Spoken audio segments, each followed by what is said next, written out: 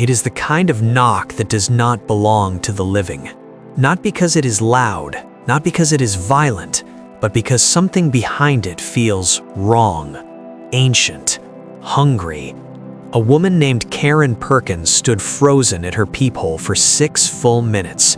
She could not move, could not breathe, could not explain the terror rising inside her, a terror that bypassed every rational thought she possessed. She never opened it, but she has never stopped wondering what was standing on the other side. The story begins with one man, a journalist, Brian Bethel. Bethel was parked outside a movie theater, writing a check. 2 boys approached his car, teenagers, plainly dressed. Their request was completely ordinary, a ride home. They had forgotten their money.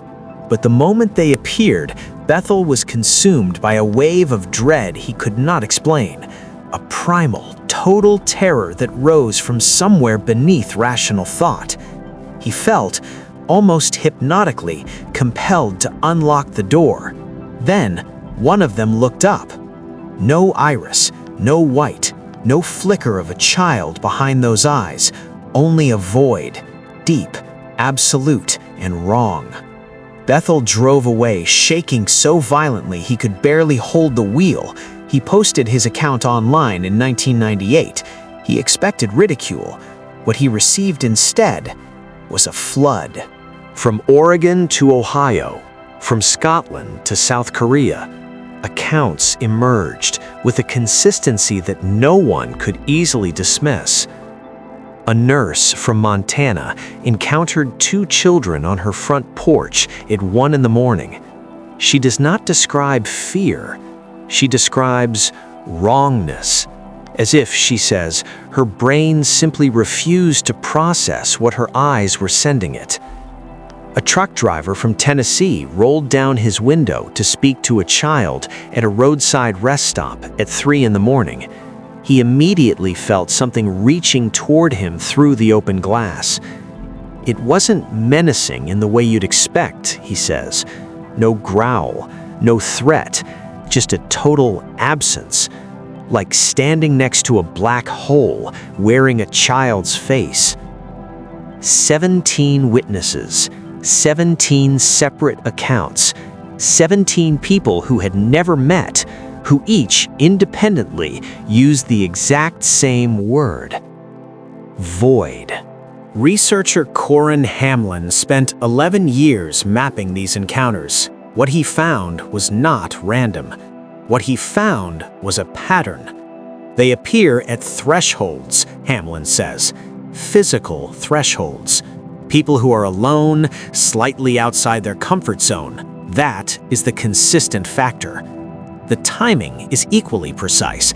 Encounters cluster between 11 at night and 4 in the morning, with a peak at 3 a.m., what sleep researchers call the nadir of human consciousness, the hour at which the mind is most porous, most vulnerable, most easily reached. And the aftermath, weeks of insomnia, recurring nightmares, not visual, just darkness and the sound of knocking. In 14 separate cases, unexplained nosebleeds that begin the night of the encounter and continue for weeks. The data does not explain what these entities are, but it documents with increasing certainty that something is happening. The black-eyed children are not new. Cultures separated by centuries and oceans encoded the same warning into their oldest stories: do not let the child in after dark. In European folklore, the changeling, a supernatural creature wearing a child's face, was said to carry eyes of unsettling blankness. In Japanese legend, certain spirits took the form of wandering children to gain entry to homes. In Navajo tradition, elders warned of shapeshifters who wore the bodies of the young. The threshold, the doorway, is sacred in almost every culture on Earth. It marks the boundary between the known and the unknown, between the protected and the exposed. What these traditions understood, and what the black-eyed children exploit with surgical precision, is this: open the door, and whatever is outside becomes whatever is inside. This footage is real, authenticated by 3 independent video analysts, unedited. 2 children step from the edge of the frame as if they stepped out of the darkness, not walked from it. She reported later that the temperature dropped instantaneously, not gradually, all at once, as if reality itself had turned cold. The children spoke. She cannot recall the words, only the sensation, a voice that seemed to originate inside her own skull rather than across the air between them. She ran. She locked her door. She sat with her back against the wall until sunrise. In the morning, her phone, which she had left outside by the car, was resting neatly on her doorstep. She had not heard anyone approach. She had not heard a knock. There is no resolution to the story of the black-eyed children. No capture, no explanation. No scientist who has stood before a camera and said, "We know what they are." The encounters continue. Reported in 2022 from British Columbia, in 2023 from Florida, in 2024 from rural Germany, a continent and a culture entirely removed from Brian Bethel's Texas parking lot. Something knocks after midnight.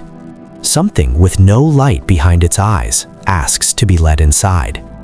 And in every documented encounter across 30 years, every single person who looked through the peephole, who rolled down the window, who stood frozen at their own front door, chose to keep it out.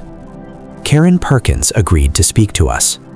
We asked if she had any message for someone who might find themselves in this situation someday. She was quiet for a long time.